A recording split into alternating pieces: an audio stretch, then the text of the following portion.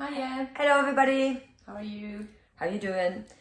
If you are here for the first time, this is the video 3. We already done video 1 and 2. Video 1 was about resilient body. Video 2 was about emotional resilience.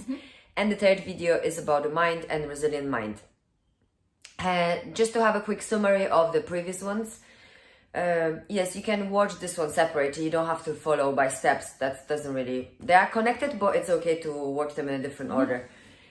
So it was to do with the body. It was, we are like a tree and we learning how to breathe, and we use different tools to stay present and to use mindfulness and to just breathe and give yourself a moment to respond. Then we went to emotions, which were taken over, and that's the reaction, not so it's about acting, not reacting.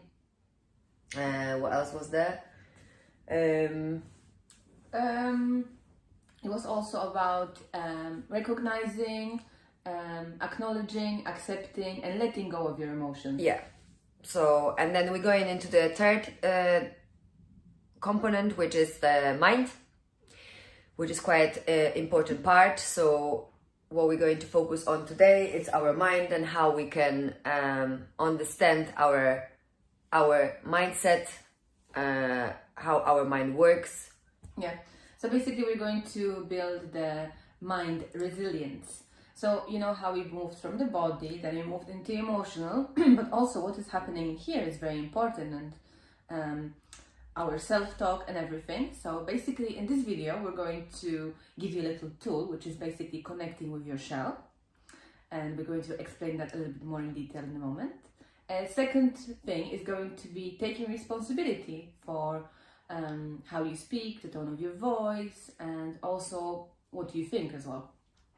And the third one, the final one, is going to be emotional regulation and taking things one at a time. Yeah. So these 3 things we're going to look at today. Okay. So does that happen to you, perhaps thinking about what would you respond to someone instead of actually fully listening? Does that sometimes happen in conversation with others? So do you have that you, with speaking with somebody, you think about something else? Yeah, so for example, when someone mentions something and then straight away you think in your mind about what you would respond to that person, what would you say, you know? So instead of fully listening to what someone is actually saying, maybe even this video when we're speaking to you, maybe you're already thinking about some answers to us. Yeah. So does that mean that you're actually fully listening in that moment? I don't think so. I believe that basically if you don't listen to what I'm saying, that means you can't really support me. You can't really have any solution or any response towards what I'm saying. And then at the same time, we're not connecting, because if your mind is going somewhere else, then automatically we are not interconnecting. So we are the energy as well. A part of being our body, mind, heart, soul, we are the energy. We connect with each other energetically. And that connection is to do with our focus. So where our focus go, that's where all the action goes. So do you think, if you think about tomorrow and what you're going to do, why I'm talking to you about myself, my problem, would you be able to help me or support me? Or even if you wouldn't even be able to find a solution, do you think you would be able to be there actually present? No, because I feel like sometimes when I was doing that, like you say, someone was saying something to me and I was thinking about, let's say, you say tomorrow, or maybe trying to really solve that problem for that person in my head and wanting to contribute, I wasn't fully concentrating and actually listening to what that person has to say. And at the same time, you might miss some things. So then you have no listening with understanding. So it's just like a school. But when you are at school, you are a child. But when you are an adult, this kind of little things, either way, when you're a child or adult, help you to basically take possibility from the present moment. So you don't have to then repeat situation.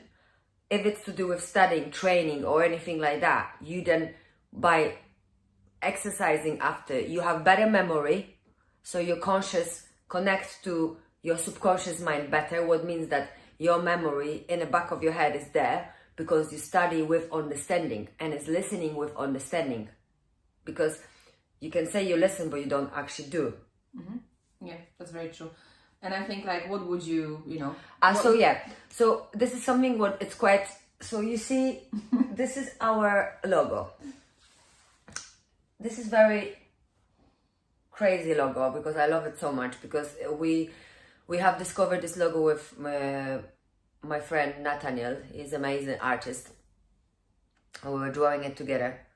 I had a vision because I don't know, I just believe that we're like a snail, and I have like I need to create, like you remember when we said in the first video about the body, that you create a healthy, you create a security within your body. So like a healthy body, healthy mind, obviously. And now obviously thinking about that, the tool would be, it's like you understanding that you need to do things slower and take it step back into the difficult situations, and also like the way you respond to somebody.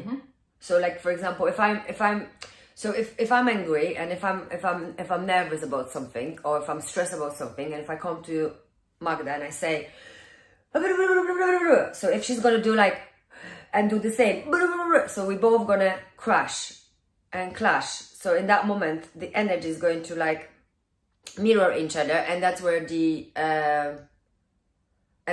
where the suppression starts. And that's where emotionally we get suppressed, and whoever is weaker, it's gonna explode. So what would you do if I would come to you like, how would you respond to it? I would, definitely what you can do as well, you can, like we said in the first one, you can take a deep breath, before even you respond to anyone, just for a moment, and then like you say like, wait, like just a moment, like tell me again what happened, just slow down so I can, understand what you're saying. No, you don't want to say to them to slow down, because you're going to annoy them more. Well, maybe, yeah. Because if someone is angry and you're going to tell them slow down or calm down, they're not going to like that. It's not about that. You don't say anything. You don't react to their behavior. You just calming yourself down. And your response is calmer. So when you ask them questions in that moment and you continue conversation, you then, you kind of like pretend that something like that didn't happen. And in that way, that person's go back to normal. You can touch that person, that's going to calm them down. However, I believe that what worked with me the most when I wasn't okay, it was just someone treats me normally, so they don't respond with anger, they don't respond with the same emotions I have. And that's the problem with us. We always respond in the same way, and we need to learn how to be grounded within ourselves, isn't it? Yeah, I think that's very important. When you slow down, you can observe your surroundings, you can observe what's happening around you as well. So it's easier for you, like you say, to, respond to, whatever is happening around you. Someone comes around with like you said, in that way that they're a bit like overwhelmed, and maybe they need a moment, that moment, like you say, maybe instead of saying to them to slow down, just to give them a moment. And no, I know, because I think if you say to somebody who's angry, and then they're going to just probably, get a bit more upset, I think. That's what it is. So that's why that comes from the body, because it's a step back and taking the deep breath, then going to the emotions, so acknowledging the fact that the emotion, you can't respond to someone with emotion, because if you respond with emotion, you're going to have a suppression back, you're going to have a negative reaction to it, and then it comes to the mind. So it's about understanding that it's up to you how you do your tasks, and observe, and and take this moment for yourself, which you don't, and which we don't do it. So I think that narrows it down as well to taking responsibility. Yes. So let's say the way you speak to someone, if you're very upset or something, or the tone of your voice. So maybe let's say someone asks you, how are you, and you say, I'm fine. The vibration. So already my tone of voice indicates that I'm actually not okay. But at the same time, my words indicate something else. So it's taking responsibility for how you speak to someone and how you say things to them. Even if you're upset with someone, the way you're going to explain things to them might actually, have an impact on how they will respond to you as well, and how they will feel about it. So if you say it in a way for a person to understand, and for them not to feel, cornered or, attacked, then kind of that has a positive influence. And also, I think what is very important is taking responsibility for your self-talk. So let's say if you just say negative things to yourself, you know, how are you going to feel like? Well, yeah, it's about, but definitely taking control over your sensory behaviors and reactions. So like a sensory, it's like listening, breathing, it's a taste, it's all those little things like affect your vibration. So like obviously with the body, we need to eat nutrition food, and obviously that's something we didn't focus on because we don't want to focus on diets in this journey and stuff like that. But for us, it's just like a basic thing. So to become resilient, there need to be a healthy living, healthy food. So that's your petrol for being. And at the same time, being a snail and having this cover up, so you create your own self-talk. You kind of create your reality in a way. So what you think you become. Yeah. Isn't it? So what you think you become, and that's the trigger, that's the treasure. Because if you can't turn your negative talk to positive, rationalize it, understand your behavior, understand why you think in that way. Where is the root of your problem?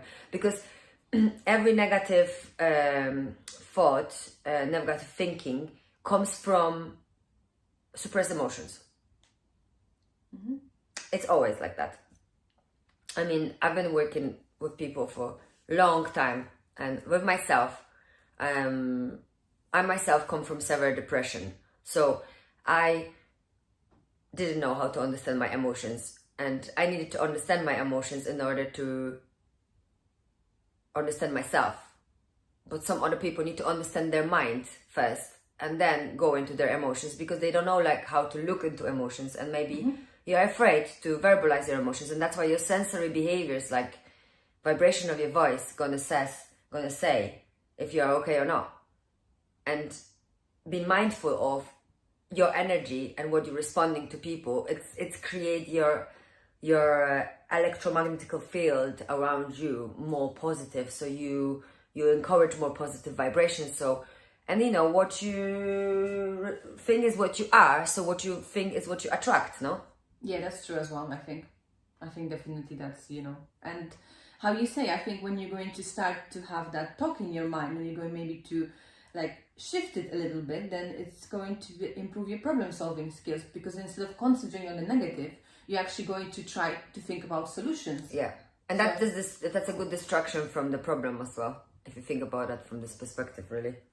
What do you mean like that? So like, when you need to focus on the solution, then you distract yourself from the pain, from the problem, or from the difficult situation. So, because I think what we tend to do, it's like when we have a problem, we go around and around and around and around, and not without filtering the possibilities of making a shift. Yeah. And that shift is your solution. That's where you transform your mind into understanding, into more control, isn't it? And do you know what do you think about the emotional regulation? Because you see, this is where, so when you start to so when you start to have I wouldn't say control, when you are mindful with your self-talk, I don't want to say control over your mind talk, because the more you're going to connect to your core of being, the more snail you become, basically. So the slower approach you do within yourself, the more you're going to connect to your shell, isn't it? And to the external, which is the universe as well. So not only the ground, like we say, rooting down, but the mind have its crown and connection with the universe. Okay, this is not proven scientifically, but we've got the chakras, right? So there are stages. So this stage can be connected to the sky, okay? So by rooting yourself and by understanding that you are the one who can change it, then what would be the emotional regulation? What do you think it is? Emotional regulation would be, like you say, slowing down. So when we saw ourselves like a tree, so we went from the whole body to the emotions. We were talking about the wind and like the rain, when rains on you, all the emotions. So now you move into the mind, into your like crown, and basically I think like you said, it's just doing one thing at a time. So Yeah. slowing down in that way. So also when you slow down, I think you're going to slow down with your emotions. So if you're going to do 10,000 things at the same time, it's going to be difficult for you to observe yourself and understand yourself as well. And then your mind can miss something too, you know, like we're not robots, so it's impossible to, you know, to follow that. But the slowing down, the emotional regulation is basically related to your breathing. It's related to your everyday routines. Yeah.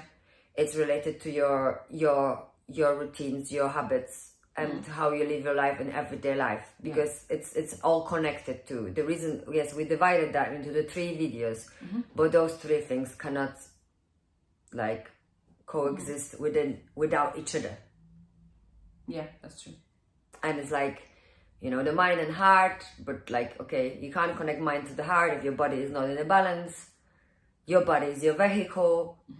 What you respond is what you become. What you think is what you are. So we are in these times where we have a conscious. We have the possibility of take control. And resilience is something what probably saved my life in difficult situations. Because you never know what can happen, isn't it? And it's kind of like, it's very, you know, it can be very tricky sometimes. And also like, you know, being the present. So like staying focused. And did you ever like, have you ever had a situation that you actually went for a walk and you left your phone at home and you disconnected for a moment from this life? There is a different life in your phone. There is a different life in your reality. And your phone includes so many different lives of other people you're talking to. And you're connecting to that. So you need a space from that. And then if you find yourself swiping many times, what you do, you just have a break. Start to take breaks from phone.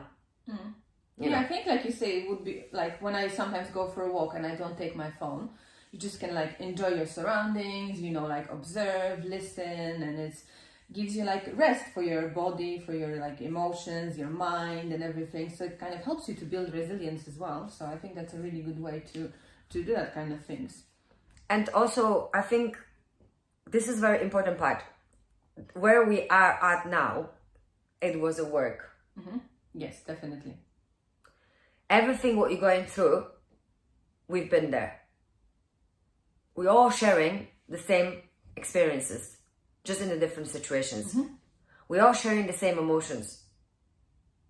It's just a matter of how we experience them and what solution we look and what tools we use in order to shift our mindset into rational thinking.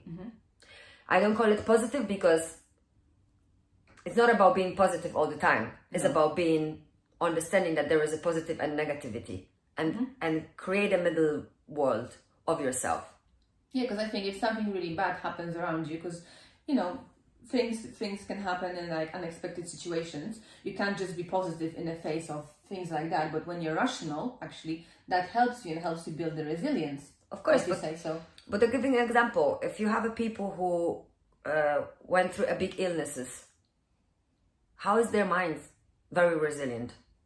Do they focus on negative from the past? No.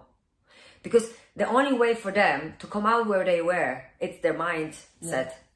And so many people, you know, struggled and they had accidents and things like that. And you look at them and they are such a big inspiration for us. That's very true. Sometimes you can't even tell, like some people, they've been through like a lot in their lives because they build that resilience and that mindset that, you know, they start to see life from a different perspective. Like they know bad things can happen or like you say illness or anything, but they concentrate on the present and they make the most out of it. And then they look for a solution. Yeah. So there is a always way out from somewhere.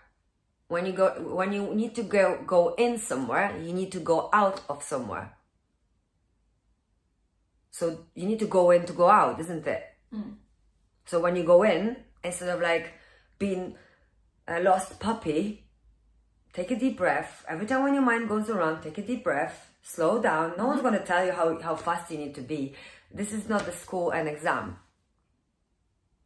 You create the time of your life for yourself.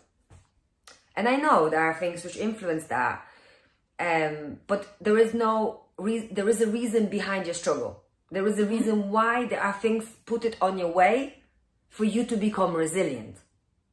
isn't it? Yeah, that's true. To become stronger. Yeah. You know, I think many people can relate to that when you look back on sometimes when you felt like, oh my God, this is horrible. And then you look back on it and you actually understand how many things you learned from that experience as well. How it like created you the person you are now. And maybe at the same time, because you went through that, you're able to help others and help them build the resilience. Yeah. And also don't forget that I will be honest with you, from all this, if you really want to start somewhere, meditate. Yes. We're going to record a video about meditation only. We're going to explain how that meditation influences us. We've been doing meditation for 3 years now, or even more. This is something, what helps you? It helps you to slow down. Yeah. It creates the habits of being patient. And having a moment for yourself as well. Yeah. And it creates a space in your mind. And for example, if you have the mind as mine or hers, which was fulfilled with lots of information, with lots of things, start journal. Or journaling, yeah. And meditate. Yeah. I only just started the channel with the journaling 40 days. It took me a few years to come to the journaling every day, and I can see the difference already. So yeah, it does. So it's like step by step, isn't it? So for now, it's all. We're going to record one more video about the assessment, but stay with us because we're going to continue. Lots of things in front of us. 2021, it's quite... very excited. Very excited as well. We're going to tell you more about it, but Magda had an idea to put the words for, how did you say that? Like A to Z, basically, we're going to do of certain topics, you know. So we're going to use different words for different letter and explore. But enjoy this, make some notes with your heart. And see you next week. Yes, subscribe to our channel as well on YouTube. Don't forget to, and also like our video, or if you have a comment, if you don't like it, put it thumb down, it's fine. Let us know feedback, always. And let us know the feedback, you know, we are open to your opinion, okay? Yes. Love us like we love you. Be good. Thank you. Bye-bye. Bye-bye.